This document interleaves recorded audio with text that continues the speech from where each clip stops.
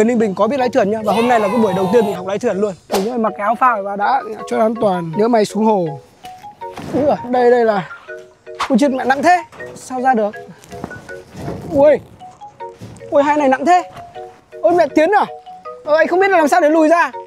Tôi đang cố gắng là kiểm soát cái thuyền. Mẹ nó cứ quay tròn cho mẹ ạ. Mẹ đang quay tròn rồi. Hai tay để trước đúng không? Ta sẽ học chèo thuyền một chân.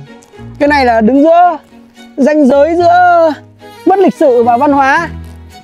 Cho vào lòng bàn chân à. Cái việc mà chèo thuyền ở Ninh Bình này là gần như là một trong những nơi mà du lịch còn giữ lại cái việc mà chèo thuyền bằng truyền thống như này. Nó sẽ làm cho các bạn du lịch hòa mình hơn với thiên nhiên để tránh những cái tiếng ồn. Nhưng mà để mà có người ngồi lên hoặc là chèo ra một cái hành trình 3-4 tiếng không hề đơn giản. Nhưng mà mình là người Ninh Bình và mình biết chèo thuyền nhá.